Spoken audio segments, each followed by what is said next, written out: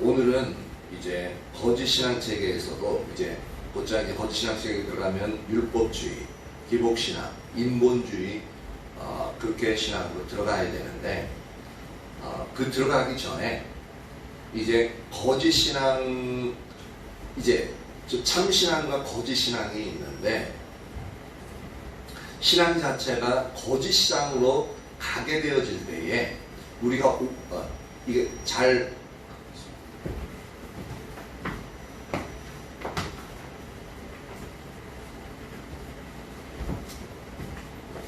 분별하지 못하는 영역이 있습니다. 뭐냐면 본질과 의식과의 관계를 잘 구분하지 못합니다.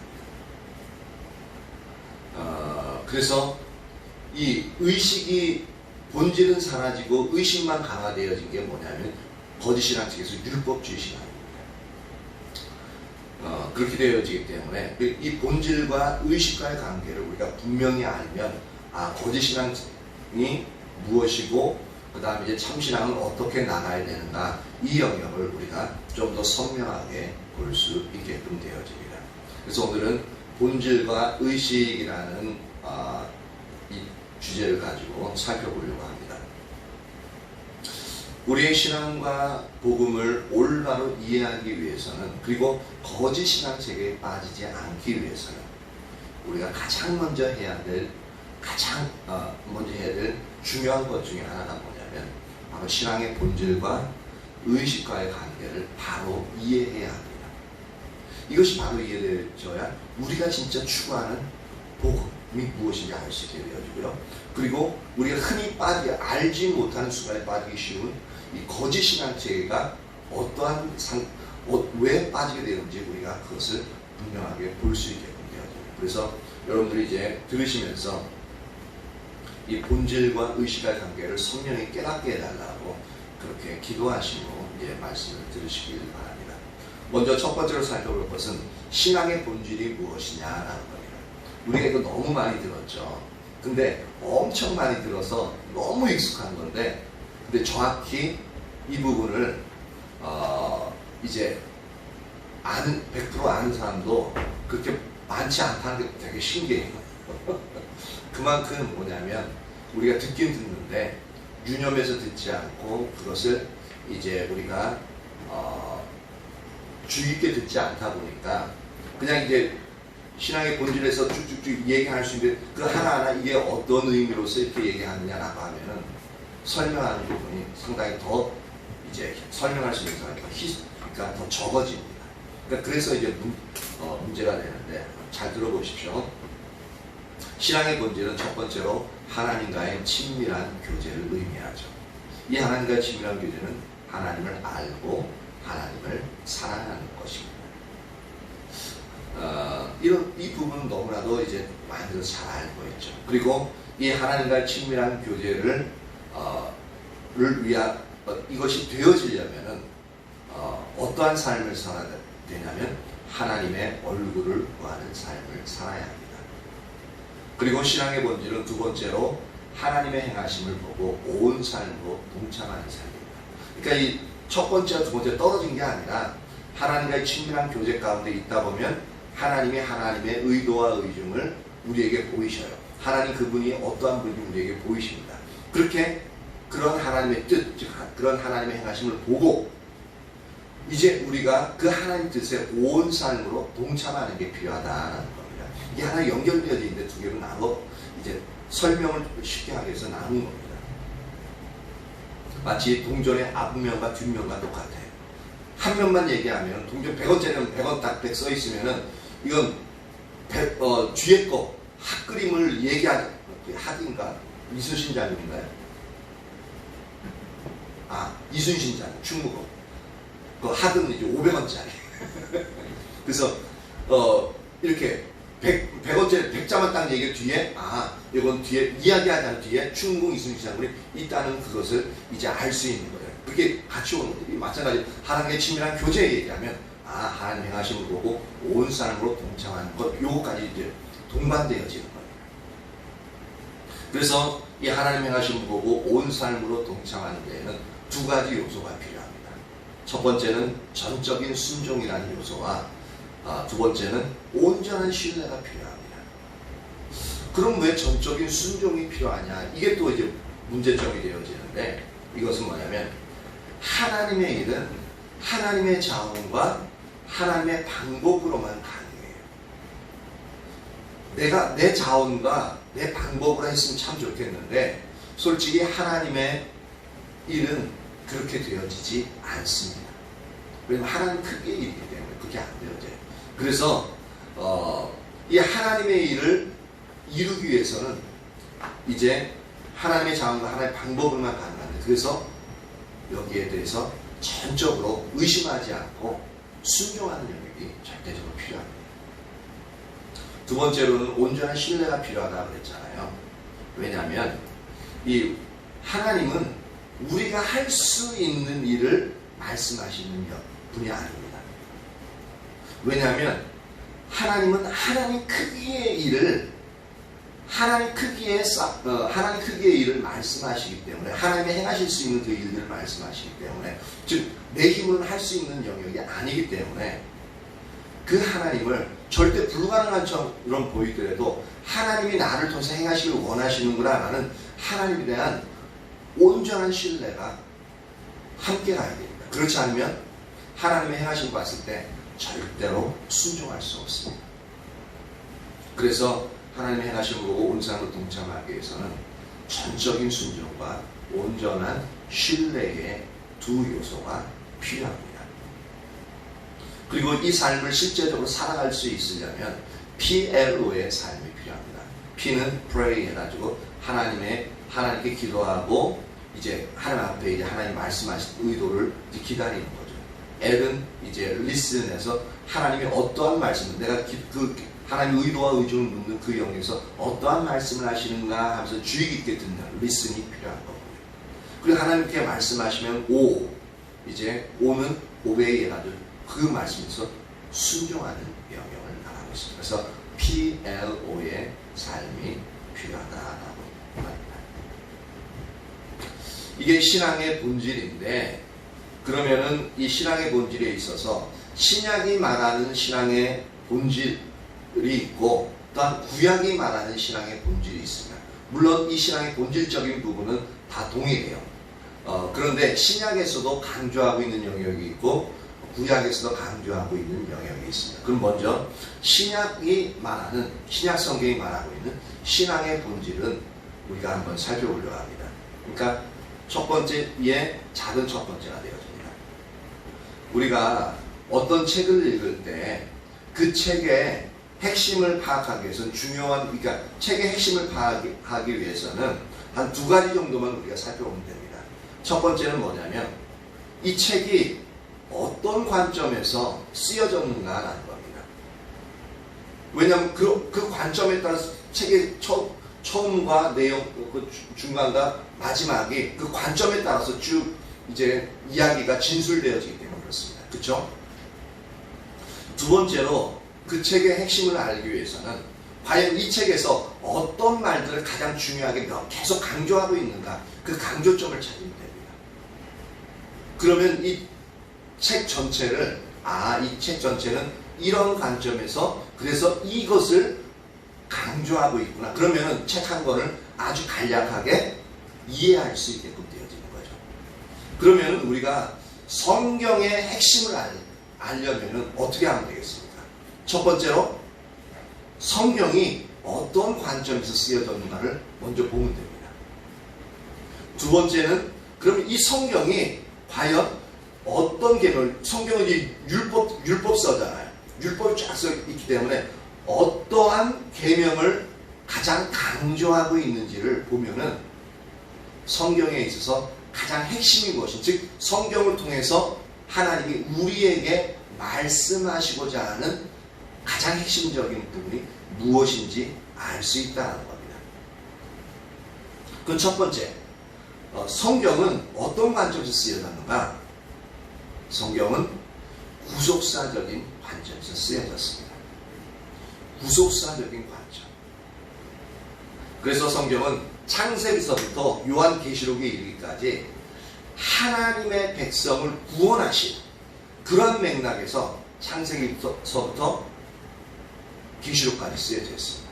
창세기는 이제 창세기 1장, 2장은 구원이 필요 없는 하나님의 창조가 이루어졌죠. 그렇죠? 근데 구원이 필요한 시점이 언제부터냐면 죄가 이 땅에 들어오면서 하나님의 창조, 완전한 창조가 죄로 인해서 망가질 때부터, 그때부터 다시 회복되어야 될 필요성이 제시가 되어집니다. 그래서 그때부터 하나님은 구원에 대해서, 다시 회복시킬 것에 대해서 창세기 3장 15절부터 쭉 나열하고 있습니다. 그것이 어디까지 일어나냐면 쭉 이제 오면서 구약시대 때는 이제 하나님의 백성들을 세워서 이제 구원을 이제 하나님께로 모든 열방을 이끌 것을 얘기하시면서 그것도 안 되니까 쭉 가다가 나중에는 선지서에서 예언하는 게 메시아가 올 거다. 메시아가 와서 너희를 구원할 거다. 그러면서 계속 이제 그런 맥락으로 구약이 쓰여지고 신약에서는 실제로 예수님이 임하시죠. 임하셔서 그 구약에 예언했던 것들이, 그 구속의 사역들이 실제적으로 이루어지는 그 영으로 쭉 가면서 서신서를 거쳐서 그 다음에 이제 요한계시록은 이제 구원의 완성이 어떻게 끝나는가, 그렇게 이제 성경은 창세기부터 계시록까지 구속사적인 관점에서 쓰여져 있습니다. 그런데 이 구속이라는 것은 뭐냐면 다른 말로 얘기해서 구원이라는 뜻입니다. 구원이라는 단어와 동일한 말이에요. 이 구원이라는 단어는 성경에는 어떤 단어와 이제 동일하냐면은 영생이라는 단어와 동일합니다. 근데 성경은 구원, 즉 영생을 정의하기를 하나님과 예수님을 아는 것이다 라고 표현하고 있습니다. 지금 왜 지금 갑자기 영생이라는 이 구원이라는 단어를 살펴보냐면은 이 성경이 가장 먼저 구속사적인 관점이 쓰여졌다고 했잖아요. 그럼 이 성경이 말하는 구원이 무엇이냐, 구속이 무엇이냐, 그걸 알아봐야만 이 구속사적인 관점이 무엇인지 알 수가 있잖아요. 그렇죠? 그래서 이제 구원, 즉 구원은 영생을 의미하는데 그 영생을 정의하는 것이 이제 하나님과 예수님을 아는 것이다라고 성경은 정의하고 있다는 겁니다. 그럼 먼저 요한복음 17장 3절로 넘어가 봅니다. 요한복음 17장 3절입니다.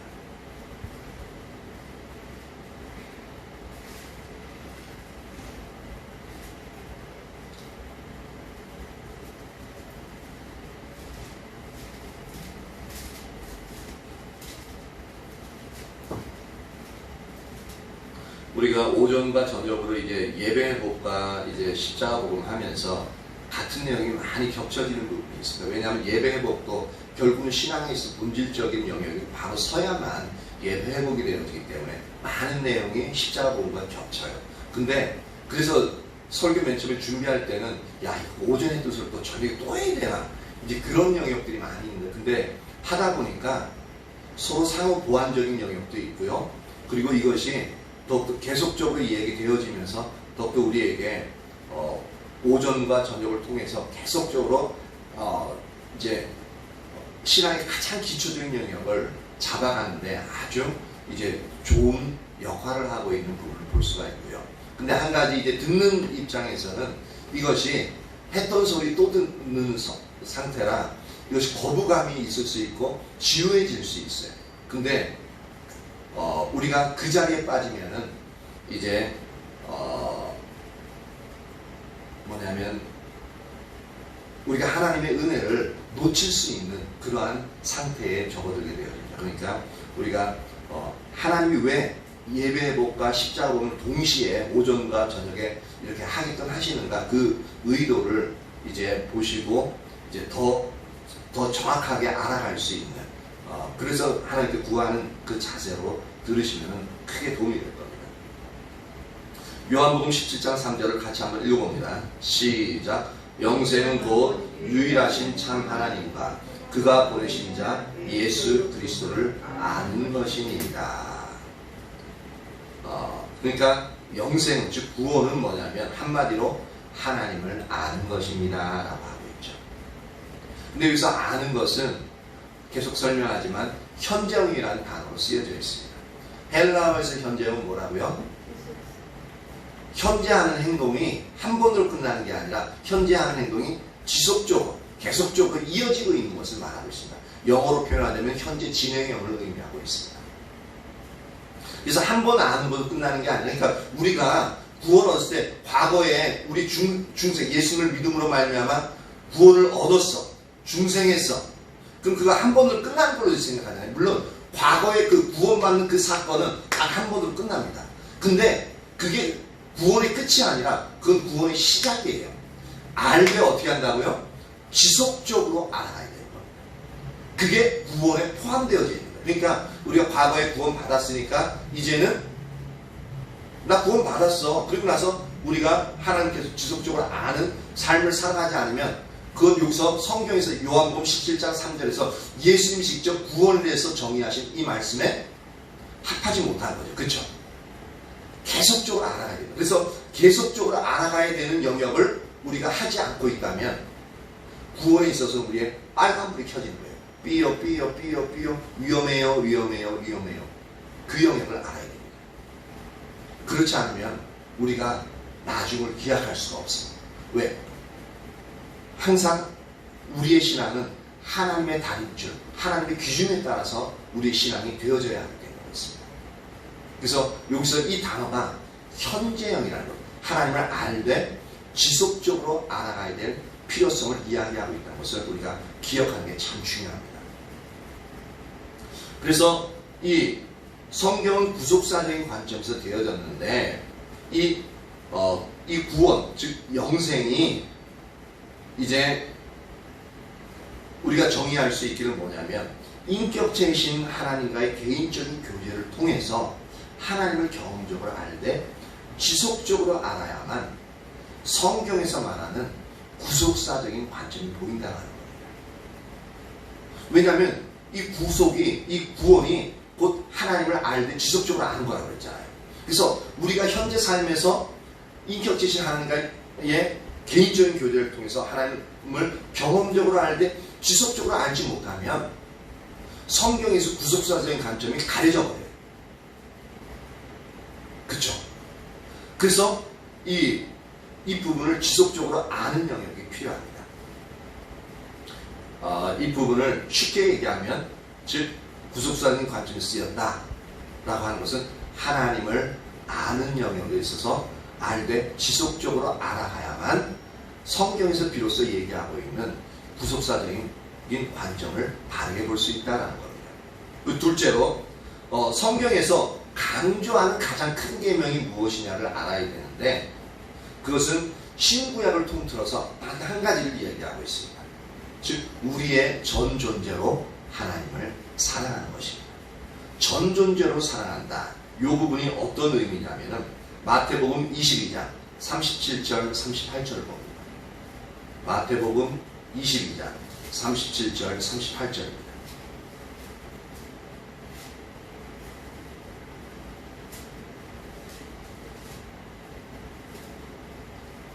같이 한번 읽어볼까요? 시작. 예수께서 이르시되 내 마음을 다하고 목숨을 다하고 뜻을 다하여 주 너의 하나님을 사랑하라 하셨으니 이것이 크고 첫째 되는 계명이요. 보십시오. 성경에 있어 가장 크고 가장 첫째 되는 계명이 하나님을 사랑하는 겁니다. 그것도 어떻게 해요? 마음을 다하고 뜻을 다하고 목숨을 다하여 하나님을 사랑하라고 했죠. 아까 전 존재로 사랑한다고 했잖아요. 그러니까 전 존재라는 것은 우리의 존재에서 전부, 우리 존재의 100%, 그것을 뭐라고 표현하냐면 마음을 다하고 뜻을 다하고 목숨을 다하고, 이것을 줄여서 전 존재라는 표현을 쓴 겁니다. 그래서 성경이 말하는 가장 크고 첫째 되는 계명이 하나님을 우리의 전 존재로 사랑하는 겁니다. 그러면은 이 두 가지를 이제 합쳐봅니다. 그러면 성경의 핵심은 무엇이냐라는 거죠. 근본적으로 이제 하나님을 알고 하나님을 사랑하는 것으로 딱 요약이 될 수 있다는 거죠. 그쵸? 이게 바로 우리가 이 성경의 핵심은 우리가 전심으로 추구해야 될 신앙의 핵심입니다. 왜냐하면 성경이 우리에게 말하고자 하는 핵심이 하나님을 알고 하나님을 사랑하는 것이다라고 이야기하고 있다면, 우리가 그러면 우리의 입장에서 성경을 통해서 하나님께 추구해야 될 영역은 우리는 하나님을 전적으로 알기를 추구해야 되고 하나님을 사랑하기를 추구해야 되는 거예요. 그렇죠? 그리고 이것이 우리의 신앙의 본질이 되어집니다. 그래서 신앙의 본질, 그러면 우리가 쉽게 얘기하는 하나님을 알고 하나님을 사랑하는 것이다 라고 이야기하고 있는 겁니다. 그럼 여기서 이제 신약이 말하는 신앙의 본질에 대해서 살펴봤는데, 그러면은 구약이 말하고 있는, 구약에는 그럼 신앙의 본질은 이야기하지 않았느냐? 아니요. 정확하게 동일한 신앙의 본질을 얘기했는데 어디서 얘기했냐면, 정확하게 얘기하고 있냐면 바로 호세아서 6장 6절입니다. 한번 찾아볼까요? 호세아서 6장 6절.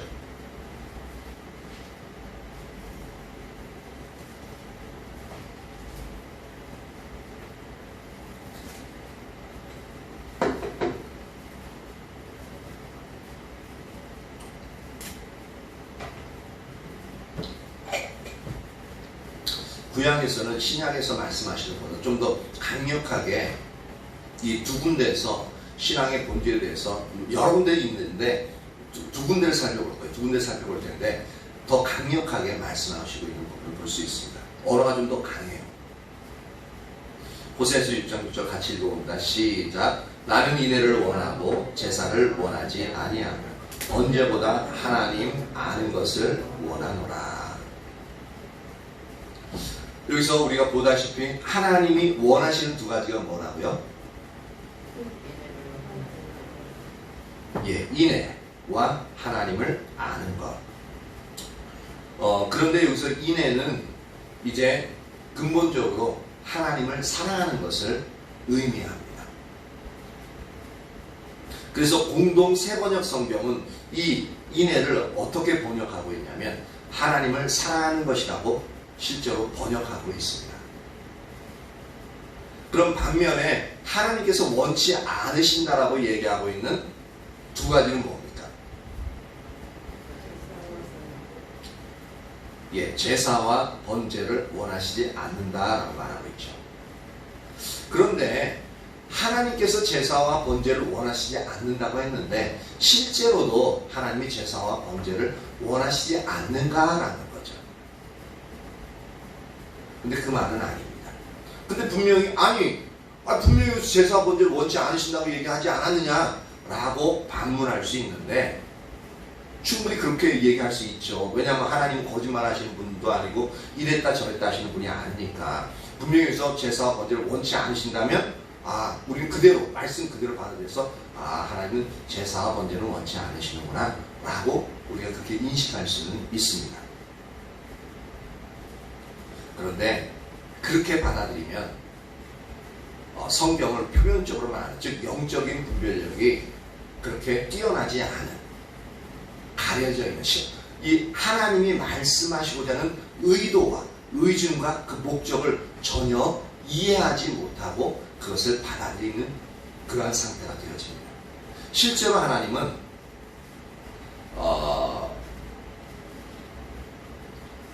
제사와 번제를 드리라고 명령하신 분입니다. 그리고 하나님은 제사와 번제를 기뻐하신다고 분명히 출애굽기에서부터 레위기, 민수기, 신명기에 말씀하고 있습니다. 그래서 그러면 뭐냐라는 거죠. 하나님은 하나님을 사랑하는 것과 하나님을 아는 것을 원하고 제사와 번제를 원치 않다 분명히 이렇게 얘기했는데, 근데 또 다른 성경에는 제사와 번제도 드리라고 명령하셨고 하나님 그 드리는 것을 기뻐하신다고 분명히 얘기했단 말이에요. 그럼 하나님이 호세아서 6장 6절에서 이렇게 얘기하시는 그 의도가 뭐냐라는 거죠. 하나님이 이랬다 저랬다 하시는 분이 아닌데, 그러니까 뭔가 우리가 알지 못하는, 찾아내지 못하고 있는 하나님의 숨겨진 의도가 있다는 겁니다. 그래서 이것들을 종합해 보면 뭐냐면 하나님께서 가장 하나님께서 원하시는 가장 핵심적인 것, 혹은 가장 본질적인 것은 뭐냐면 우리가 온 힘을 다해서 드리는 번제와 제사가 아니라 바로 하나님을 알고 하나님을 사랑하는 하나님과의 친밀한 교제라고 말씀하고 있는 영역이다라는 겁니다. 요 포인트를 놓쳐서는 안 돼요. 호세아 6장 6절에서 요 포인트 놓치면은 도대체 구약 성경은 이해도 안 갈 뿐더러 여기서는 이 말하고 저기서는 저 말하고 아이 몰라. 하나님 거짓말하는 분이었는데 왜 이렇게 상당히 말이 앞도 다르고 뒤가 다르지? 그렇게 이해할 수 있습니다. 그런 부분이 신약에서도 야고보서를 전에는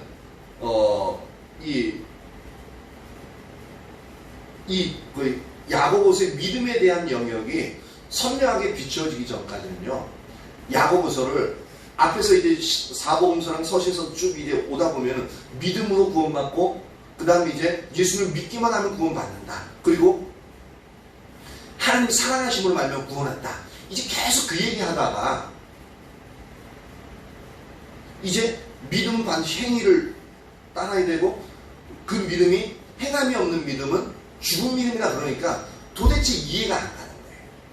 그냥 믿기만 하면 구원 없는데 이건 행위까지 그럼 얘기하면 그럼 행위 구원이란 말이냐? 막 그렇게 해서 막 그것 때문에 신학자들끼리 엄청 싸우게 돼 있었어요. 근데 지금은 그 의미를 선명하게 이제 신학적인 책에 잘 잡혀가지고 그거 가지고 싸우는 이제 학자들은 전혀 없죠. 마찬가지로 싸웠던 이유가 뭐냐면 그 성경에 있어서 실제로 하나님이 의도하시고 목적하신 바의 그 말씀이 비춰지지 않기 때문이었습니다. 오전에서 우리가 살펴봤던 것처럼 영적 분별력이 온전히 비춰지지 않기 때문에 그래서 싸우는 겁니다. 그래서 오늘 지금 이 시간에 있어서 이 호세아서 6장 6절에 있어서 이 부분 하나님이 가장 원하시고 가장 핵심적인 이 본질적인 영역은 이제 무엇인가를 우리가 볼 수 있는 영역이 볼 줄 아는 영역이 필요하다는 거죠. 그래서 그럼 왜 하나님을 알고 사랑하는 게 우리가 흔히 말하는 하나님의 친밀한 교제라고 그러잖아요. 그럼 왜 하나님을 알고 사랑하는 것이 왜 친밀한 교제라고 얘기할까요? 그것을 갖다가 한번 여러분들 생각해 보셨습니까? 그냥 제가 가르치니까 그런가 보다. 책에 써 있으니까 하나님을 알고 사랑하는 것은 친밀한 교제네. 그렇게 알고 있습니다. 아니면 알고 있다면 왜 하나님을 알고 사랑하는 것을 친밀한 교제라고 그런 단어로 얘기하고 있냐면 그것을 아시는 분을 한번 설명을 한번 해보시죠. 설명하실 수 있는 분이 있습니다. 근데 이건 실제로 쉽습니다. 뭐냐면 우리가 그냥 인간적인 관계를 보면 됩니다. 인간적인 관계에서 우리가 가까운 사람일수록 많은 시간을 가지고 많은 대화를 한 사람일수록 어떻습니까? 그 사람에 대해서 많이 알죠. 그렇죠? 우리의 속내용, 진짜 다른 사람이 하지 못하는 그 속내용에 있는 부끄러운 것까지도, 그리고 미래에 어떤 생각 가지고 있는 것까지도 마음속에 있는 것들을 숨김이 없이 다 털어놓고 서로 교제하면서 공유하게끔 되어져 있습니다. 그만큼 그 사람이 상대방이 서로를 잘 알게 되어지는 거죠. 그렇죠? 그리고 그렇게 잘 알게 되어지면 그 사람과의 관계가 사랑의 관계로서 신뢰의 관계로서 너무너무 가까워집니다. 그렇죠? 그러니까 그것을 다른 말로 어떻게 표현해요? 친밀하다는 표현을 씁니다. 그래서 그 두 사람의 관계를 친밀한 관계를 맺고 있다라고 그렇게 표현할 수 있죠. 마찬가지로 이렇게 하나님을 알고 하나님의 의도와 의중을 알고 그 하나님을 너무나도 사랑하는 자리에 있게끔 되어지면 그것은 하나님과의 친밀한 관계를 맺고 있다라는 단어를 쓰는 겁니다. 오늘 새롭게 하신 건 아니겠죠, 설마? 어쨌든 이것을 보면은 우리는 여기에서 본질과 의식의 관계를 우리가 잘 볼 수 있습니다. 특히 호세아서 6장은 그 당시 거짓 신앙 체계인 율법주의적인 신앙이 가득한 상황에서 하나님이 호세아 선지자를 통해서 바른 신앙이 무엇이냐에 대한 해답으로 주신 게 바로 호세아서 6장에 대한 말씀입니다. 그 중에서도 호세아서 6장 6절이 가장 핵심적인 부분이죠. 그리고 예수님 같은 경우도 율법주의적인 신앙관을 가진 그 당시에 종교 지도자들에게 이 구절 호세아서 6장 6절을 자주 인용하셔서 바른 신앙이 무엇이냐에 대해서 답변하신 부분이 바로 이 호세아서 6장 6절입니다. 그래서 어디서 그렇게 하셨냐면 마태복음 9장 13절에 보면 너희는 가서 내가 긍휼을 원하고 제사를 원치 아니하노라 하신 뜻이 무엇인지 배우라 라고 말하고 있습니다. 여기서는 인애라는 대신에 긍휼이라는 단어를 썼습니다. 긍휼을 원하고 제사를 원치 아니하노라. 나는 그 9장 13절을 계속 이어지고 있습니다. 나는 의인을 부르러 온 것이 아니요 죄인을 부르러 왔노라 하시니라. 이렇게 하면서 긍휼을 원하고 제사를 원치 아니하노라 하면서 나는 의인을 부르러 온 것이 아니라 죄인을 부르러 왔다라고 말하고 있는데, 여기서 의인은 어떤 걸 의미하고 있냐면 의식을 잘하고 있는 너희 종교 지도자들과 같은 그런 의인을 부르러 온 게 아니야. 아니고 죄인을 부르러 왔다. 즉 뭐냐면 하나님의 긍휼이 필요한 그러한 죄인을 부르러 왔다라는 겁니다. 그리고 마태복음 12장 7절은 또 이렇게 얘기하고 있습니다. 나는 자비를 원하고 제사를 원하지 아니하노라 하신 뜻을 너희가 알았더라면 무죄한 자를 정죄하지 아니하였으리라. 여기서는 인애를 자비라는 단어로 바꿨습니다. 아까 전에 호세아서 6장 6절에서는 분명히 인애는 하나님을 사랑하는 것이다 라는 표현을 썼잖아요. 근데 여기서는 긍휼과 자비는 우리가 하나님께 대한 하나님을 사랑하는 영역이 아니라 하나님이 우리에 대해서 사랑을 베푸는 긍휼과 자비에 대해서 얘기하고 있습니다. 사람에 대한 영역입니다. 근데 이 영역은 뭐냐면 우리가 하나님을 사랑하는 이 영역이 이제 되어지면 반드시 사람에 대한 긍휼과 자비를 베푸는, 즉 사람을 사랑하는 영역이 되어진다는 얘기입니다. 그래서 사람을 사랑하면, 너희가 서로 사랑하면 하나님의 계명을 다 이루었다 하는 이유가 바로 여기 있습니다. 그래서 하나님을 진정으로 사랑하게 되어지면 뭐냐면 인간을 사랑하는 영역이 자동적으로 열매로서 나타나게 되어져 있습니다.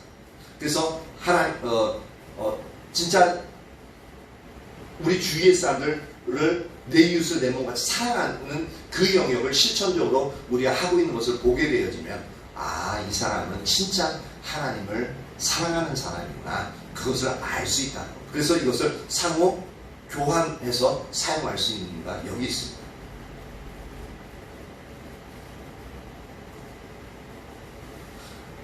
그리고 두 번째로 살펴볼 것은 뭐냐면 하나님의 의도에 대해서 살펴볼 부분은, 그러니까 구약에서 신앙의 본질을 말하고 있는 영역을 살펴보는데 예레미야서 7장 22절 23절 한번 봅니다.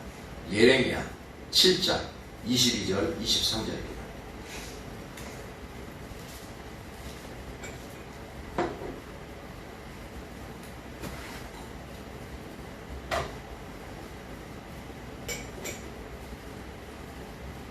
예레미야 7장 22절 23절 같이 한번 읽어볼까요? 시작.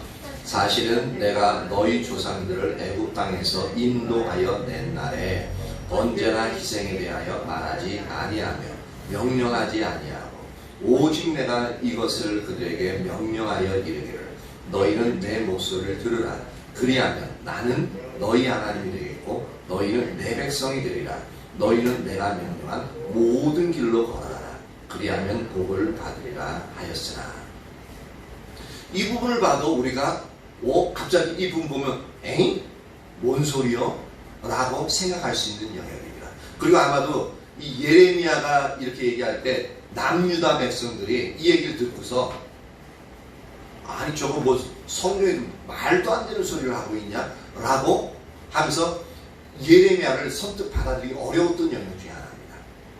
여기서 보십시오. 하나님이 그렇게 말씀하셨대요. 내가 너희 조상들을 애굽 땅에서 인도해낸 날에 출애굽 당시에 번제나 희생에 대해서 말하지 아니했고 명령하지 아니했다라고 말하고 있습니다.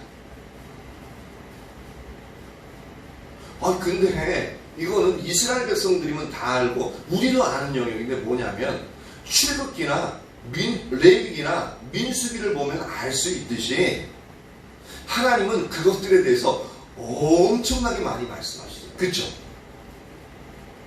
그래서 우리가 레위기 민수기 읽을 때요, 뭔 소리인지 모르는 이제 뭐 장막에 대해서 얘기하고 어떻게 하면 뭐 이제 그 제사는 어떻게 지내고 그런 부분들을 쭉 얘기하고 있기 때문에 되게 재미없는 장이고 되게 이해를 하기가 어려운 장이 성경이 레위기하고 민수기입니다. 그렇죠? 이처럼 하나님은요 엄청나게 많이 제사와 번제에 대해서 말씀하셨습니다.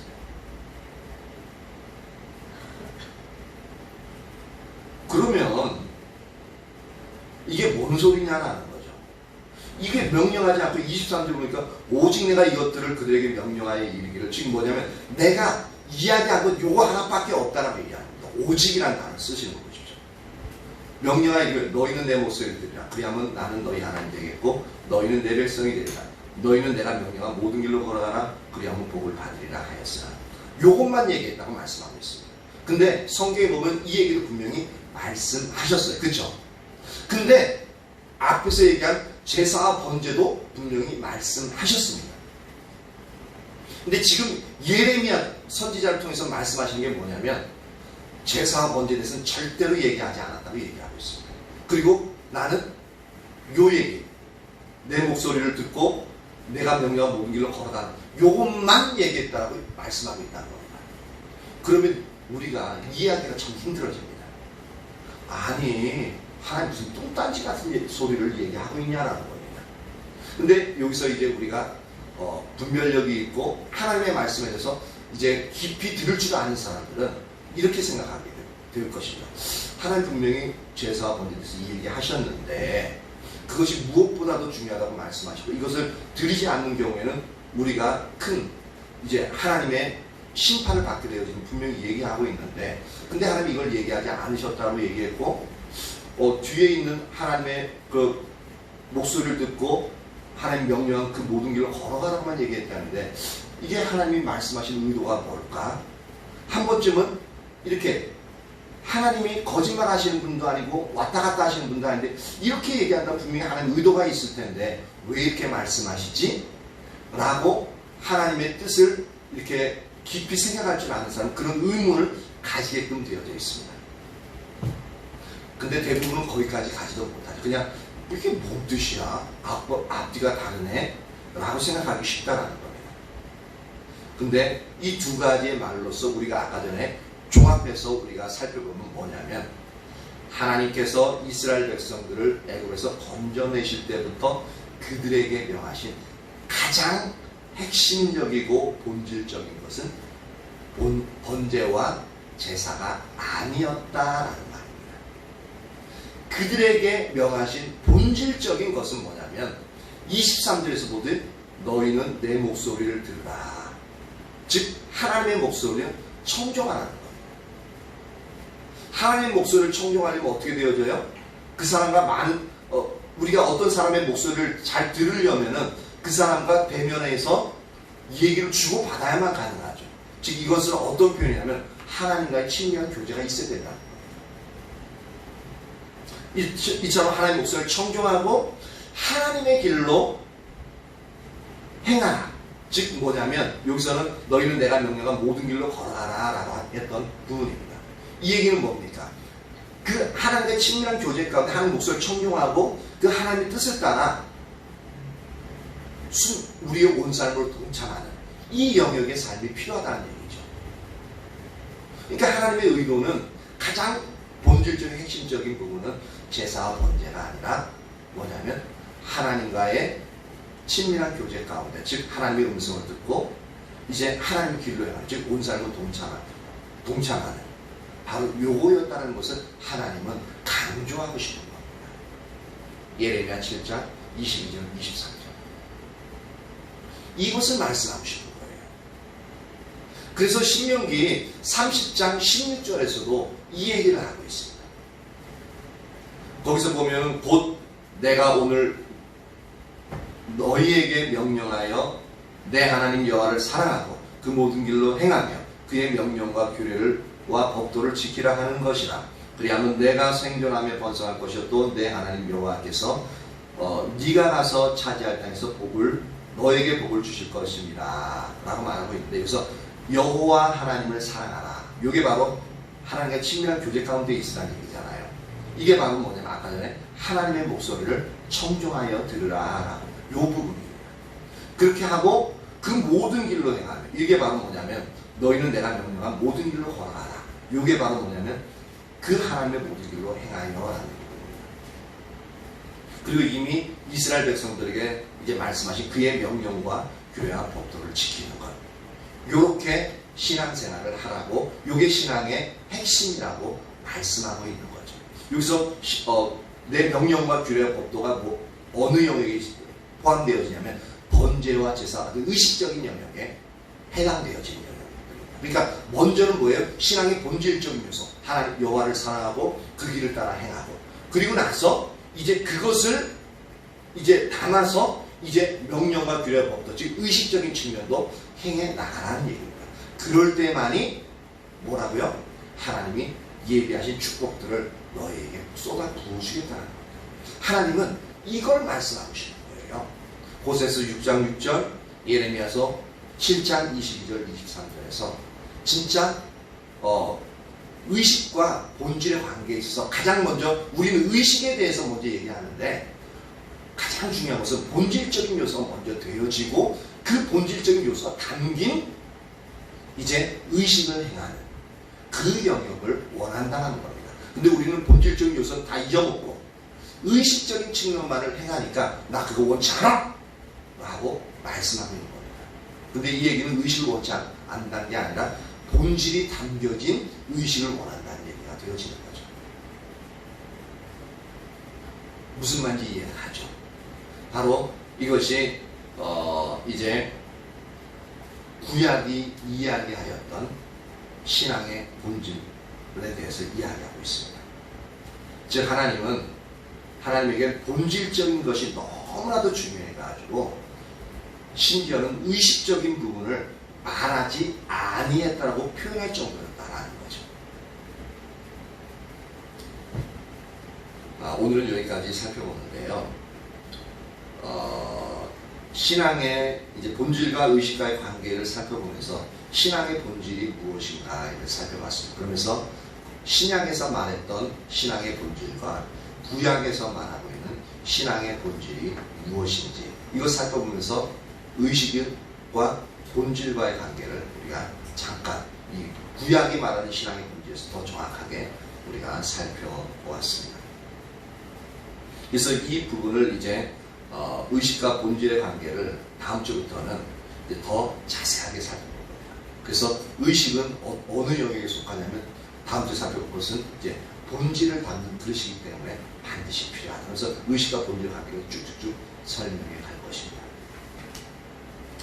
저와 여러분 모두에게 있어서 이 본질과 의식의 관계를 선명히 볼 수 있고 그래서 이것이 어떤 관계에서 이어지고 있는지 분명히 보고 우리가 의식을 행하더라도 본질을 담아서 그렇게 하나님께 나아갈 수 있는 그래서 하나님이 기뻐 받으시는 예배가 될 수 있고 우리의 삶이 될 수 있도록 예수님의 이름으로 축복합니다.